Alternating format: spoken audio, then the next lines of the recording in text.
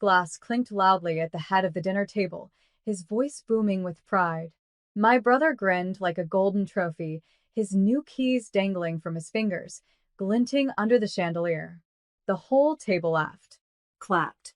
Even my mother wiped a tear and whispered, "He deserves it." And then he turned to me. His voice dropped in tone, in warmth. "The rent is due on Sunday. 800 reis. It's way past time you act like an adult." Just like that, the celebration became a courtroom. And I wasn't invited to the party. I was sentenced at it. My name is Lena, and from wherever you're watching this, stay with me. Have you ever sat at a table where love was served on one plate and judgment was dropped in front of you like scraps? Because that night, I wasn't just forgotten. I was targeted. No applause. No pride. Just a financial invoice delivered like a birthday card. I didn't respond. I didn't scream or cry. I didn't argue or plead. I just stood up quietly. I cleared my plate, took one last look at the home I helped keep afloat, the one where I cooked meals when mom was sick, stayed up helping my brother study, paid half the bills when dad lost his job, and I went to my room. I packed a duffel bag, my laptop, my documents, my dreams. Then I wrote a note and stuck it to the fridge. "Don't worry about the rent. I won't be here Sunday, or ever again." And I disappeared. No dramatic exit. No door slamming. Just absence. You see, what they never realized, what they refused to see, was that I had been acting like an adult for years. When they wanted peace, I swallowed mine. When they needed money, I gave up mine. When they broke things, I fixed them. But I was never seen. My brother? He failed 2 semesters, got bailed out with private tutoring and a new car. Me? I got scolded for being too quiet, for not smiling enough, for not being as bright as him. But I didn't leave out of spite. I left because I was done auditioning for respect in my own family. That night, I checked into a cheap guest house on the other side of town. A concrete room with peeling walls and a window that didn't quite close, but it was mine. No footsteps outside my door. No shouts about how much I owed. No sudden power cuts because no one paid the bill. I laid on the stiff mattress, stared at the ceiling, and for the first time in months, breathed. I was supposed to feel guilt. Instead, I felt weightless. Over the next few weeks, I worked quietly, picked up more shifts at the cafe, started freelancing online, sold my old clothes, my unused guitar, even the textbooks I once bought to tutor my brother for free. I stayed silent until the messages began. "Where did you go? Mom's been crying. This isn't like you, Lena. Come home. Dad said you're being dramatic. We need your help with the bills." Ah, now they remembered me. Now I wasn't invisible. I was missed. But I wasn't theirs anymore. Because something was happening. Something they didn't know. I wasn't just surviving. I was building. And when I returned, they wouldn't recognize the version of me walking through that door. They thought I'd fold. That I'd crawl back home once reality hit. Tired, broke, ashamed. They pictured me sleeping on benches, begging for help, learning my lesson like a child who wandered too far from the fire. But they didn't know that walking away from them wasn't the beginning of my fall. It was the beginning of my rise. The tiny guest house I moved into, it became a sanctuary. The walls were bare. The bed creaked. The shower barely had water pressure. But no one shouted my name from the hallway. No one banged on my door to ask where their socks were or why I hadn't cooked. Every silence was mine. I worked 3 jobs, part-time at the cafe, freelance copywriting for a small startup, and online language tutoring at night. It was brutal, but every hour I worked was for me, not for the family name, not to cover my brother's mess, not to be noticed, just me, and that was enough. I started waking up before the sun, took my tea on the rooftop, watched the city yawn and stretch below me. I wrote in a journal, something I hadn't done since my father once said, "Why waste time writing things no one reads?" Now, I was writing everything. Not for them, for me. Meanwhile, at home, the silence grew heavier. My cousin sent me a message. "Your dad's been in a mood lately. Keeps asking where you went. Then another. Your mom asked me if you're okay. She's telling people you're on vacation. Vacation? Sure. If they meant working 14 hours a day and folding my laundry, let her live in the story she told the neighbors. Because while she played victim to her friends, I was earning dignity, the one they never handed me at that dinner table. 2 months after I left, I had enough saved for a security deposit. A one-bedroom apartment on the second floor of an old building. Cracked tiles, loud pipes, but sunlight in the living room and a quiet neighbor who offered me lemons from her window garden. I signed the lease in silence. Then I stood in the middle of the room and whispered to the empty space. Welcome home, Lena. No keys gifted by a proud father. No congratulations toast. But also no conditions. No lectures. No quiet reminders that I was never the chosen one. Just the sound of my name belonging to the doorbell. That weekend, I passed my brother on the street. He didn't see me. He was driving the car. The one Dad had toasted over. Music loud. Window down. A girl in the passenger seat with her legs on the dashboard. He looked carefree. But his eyes? They were shadowed. Not the glow of someone secure, but the burn of someone living off borrowed luck. That car? Already registered late. Insurance unpaid. Tires thinning. I knew because I saw the bills before I left. They were in my name. So I smiled quietly, crossed the street, and disappeared into the crowd. Because what they didn't know was this. I wasn't just gone. I was becoming undeniable. And when the lights flickered back on in their world, they'd see the shadow of the girl they dismissed. And she'd be standing taller than they ever imagined. It started with a phone call. Blocked number. I almost didn't answer. But something in my gut said, pick up. Hello. Heavy breathing. Then a voice I hadn't heard in 2 months, thinner than I remembered. Lena, it's your mother. I didn't say anything. I just let her fill the silence she used to hand to me, like punishment. Your father had to sell the car. Ah. So that's why she was calling. We're having a hard time with the rent. Prices went up. Your brother's looking for work, but she trailed off. I could almost hear her pride unraveling, stitch by stitch. We were wondering if you could help out, just until we catch our breath. I closed my eyes, just until we catch our breath. Where was this kindness when I was suffocating in that house? Where was this pause when I begged for peace and got invoices instead? I'm sorry, I said softly, but I'm no longer part of that arrangement. She was quiet for a long time. So, you're really gone. I left a note, I said. On the fridge. Remember? A sharp inhale. Your father said you're being cruel. Cruel? No, Cruel was watching her daughter pull double shifts and still asking her to grow up. Cruel was toasting one child while billing the other. Cruel was silence served for dinner when all you wanted was acknowledgement. Tell Dad I learned cruelty from the best. Click. By the end of the month, they had defaulted on the electricity bill. My cousin messaged me again. They lit candles at dinner. Your dad's blaming the economy. But we all know he gambled his pride and lost. The car? Repossessed. My brother? Fired from his job after skipping too many shifts. The rent? Late for the third time. And I was sitting in my own living room, floors swept, tea steaming, sunlight stretching across the rug, freelance projects stacked in a folder labeled Freedom Fund. But the real win came when I received a letter, an official one, from the National Talent Program I'd applied to in secret, the one that offered 6-month mentorships in Lisbon for writers. I opened it slowly, half expecting a rejection. Instead, congratulations, Lena. You've been selected. I sat there frozen, not from disbelief, but from confirmation, because they spent years making me question my voice. And now, it was taking me across the world. That night, I didn't call anyone. No celebration posts. No story updates. I sat on the floor, lit one candle, wrote my acceptance email. Then I pulled out the note I had left on the fridge that night. Don't worry about the rent. I won't be here Sunday, or ever again. I rewrote it. New ink. New message. Don't worry about my silence. I found something better than your approval. I found myself. The next morning, I received one last message.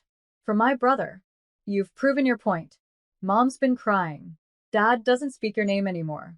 But I remember how much you did for us. I see it now. I really do. I'm sorry. I stared at that message, then closed my phone. Because forgiveness doesn't require re-entry. And I wasn't going backward. The collapse had begun.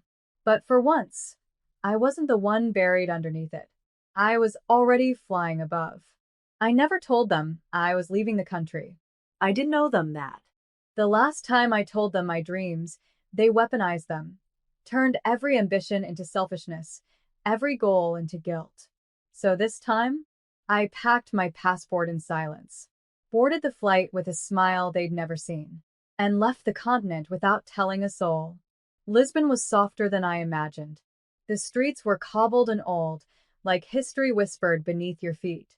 My apartment was small, a fifth-floor walk-up with squeaky stairs and paint-chipped walls. But I loved it. It was mine. No one knocked at midnight asking for money. No one left dirty dishes in the sink and called it teamwork. No sticky notes demanding rent. No cold toasts that skipped my name. Just me. And a view of the orange rooftops that looked like freedom. The mentorship was intense. Writers from every background. Some came from money. Others came had stories that survived the people who tried to silence them. I wrote like I was on fire. Short essays. Memoirs. Spoken word. And every piece, without exception, was laced with the girl I used to be. The one who passed dishes at family dinners without being thanked. The one who was told her art wasn't a real job. The one who left a note on a fridge like it was the final chapter. But this was the sequel. One afternoon, after a performance, a guest speaker approached me. He was a publisher. Well known. Sharp eyes. Kind smile. You don't write for attention, he said. You write for truth. I'd like to talk about a book deal. I almost dropped my coffee. We met later that week. He offered a small advance. Modest but real. Enough to say, you were never crazy. You were Anna, a Brazilian poet who had built her career on resilience. She held my hands, tears in her eyes, and said, your silence made space for your voice. It hit me then. All those nights my family asked me, why are you so quiet? They thought I was mute, but I was just watching, learning, collecting. And now, I wasn't just speaking. I was being heard. A week before my final presentation, I received a package. No return address. Just my name. Inside was a single envelope and a photo. The photo was of the old house, but it was empty. Windows shuttered. Curtains gone. A for sale sign leaning against the gate like a fallen crown. Inside the envelope was a note. Typed. We sold the house. Couldn't keep up without you. We thought you were the fragile one. Turns out, you were the pillar. Dad. I stared at it. Not with pain, but with clarity. They hadn't just lost a daughter. They lost the structure, the spine, the soul. Because while they lifted my brother on a pedestal, I held the ground beneath their feet. And when I walked away, the whole thing crumbled. Not out of revenge, but because it had never been built to last without me. I folded the note, burned it in the sink, and whispered, now rebuild yourselves. Because I already had. The first print run sold out in 4 days. Fridge Notes wasn't just a book. It became a mirror. For every daughter who paid bills in silence. For every woman who carried a family on her back and was still told she wasn't enough. Messages poured in. Your story is mine. Thank you for writing what I was too scared to say. I left a note too.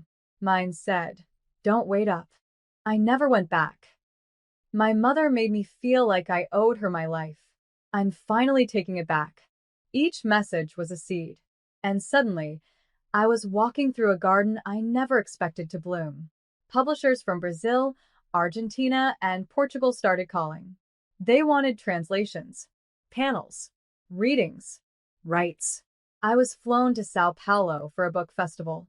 The city I once left in silence was now printing my words on posters. People stood in line to hear the story they once ignored.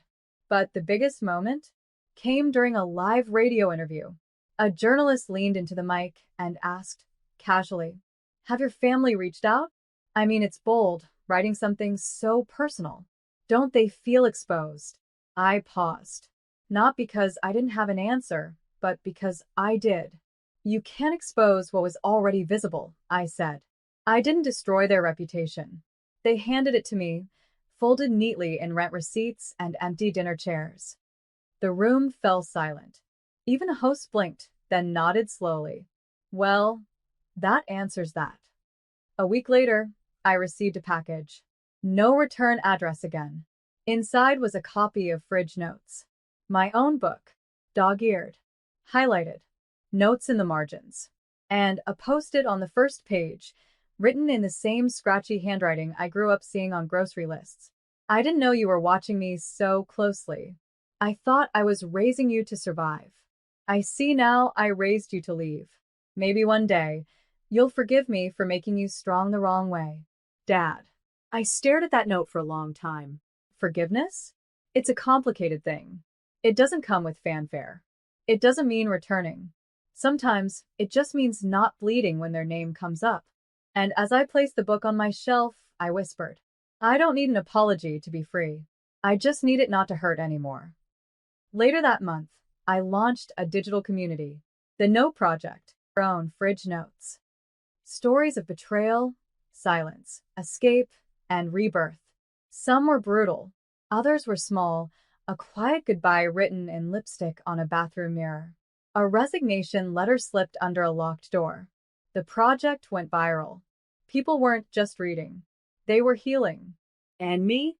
I watched it all unfold, humbled and whole, because I thought leaving that house meant losing my place in the world. But it gave me the power to build one. One evening, Anna, my mentor, called me. "I read the message from your father," she said. "How do you feel?" I looked out the window. Lisbon's lights twinkled below. "Like he finally sees me. Do you want to write him back?" I shook my head. I already did. Every word of that book was my answer. Because the greatest revenge is not rage. It's recognition. And now, even the people who once told me I had nothing to say were reading every line. The theater was packed. Students, mentors, publishers, locals who had read the flyer and wandered in. The lights were low, the mic crackled, and somewhere in the back row, I swore I could feel the ghost of who I used to be, nervous, quiet, praying to just disappear. But not tonight. Tonight, I was the final reader. I walked to the center of the stage. No notes, no fear. Just a voice they never clapped for, now ready to make the entire room breathe differently. "My name is Lena," I began, the words clear, steady. And I told the truth. Not the version wrapped in politeness, the real one. About the dinner toast where only my brother was seen. About the 800 raise demanded like rent from a guest. About the fridge note, the night I disappeared, and the attic of silence they forced me into for years. I spoke of being useful instead of loved, obedient instead of valued. I told them I wasn't broken when I left.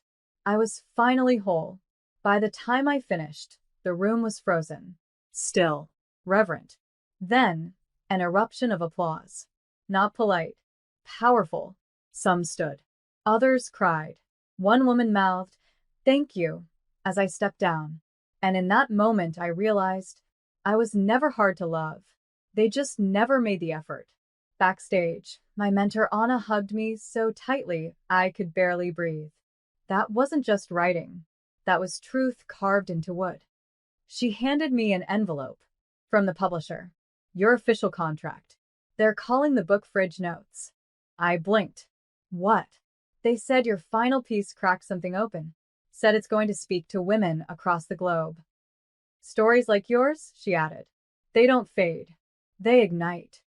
I held the envelope like it was a birth certificate for the version of me that finally existed.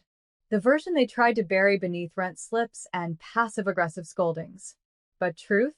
It doesn't rot. It roots. Later that night, I sat alone in my Lisbon apartment. Cup of tea. Window cracked open. City lights blinking like a slow applause. I opened my laptop, and against my better judgment, I logged into the old family group chat. Still active, still full of pictures. But the tone had shifted. No more car selfies. No more toast videos. Just pictures of boxes, moving vans, quiet rooms, and one message from my brother, posted last week. If anyone hears from Lena, tell her I miss her. I hovered over the reply button, then closed the app. Some people don't deserve closure through a screen, especially when they never gave you a seat at the table. Instead, I wrote a letter. Not to them. To me. I folded it, slipped it inside the first copy of my manuscript, and it read, Dear Lena, they thought you disappeared, but you just became visible to the right people. You didn't run. You rose. And one day, when they tell your story, let them know you built your life from the silence they left you in. Because now, I wasn't the daughter in the corner. I wasn't the sister who paid rent while others partied. I was Lena, writer, survivor, and the loudest voice to ever leave a house that tried to mute her. I didn't plan to return to Brazil, not out of fear, but because I no longer needed a stage in the place that once made me invisible. But when the Note Project partnered with a literacy foundation in Sao Paulo and invited me to speak, I said yes. Not to see them, to see myself where I began, where I was buried, and where I bloomed anyway. I landed on a Thursday. Cool breeze, gray sky. The city hadn't changed much, but I had. I didn't stay with family. I booked a hotel near the venue. Clean, quiet, safe. I sent no messages, no hints, no invitations. This wasn't a reunion. It was a reclamation. The event was held at a university library. Young girls filled the seats.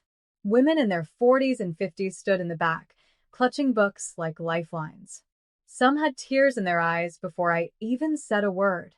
Today, I began, I speak not as the daughter who disappeared, but as the woman who learned how to exist without being approved. I told them everything. About the dinner where the only name they toasted was not mine. About the note on the fridge.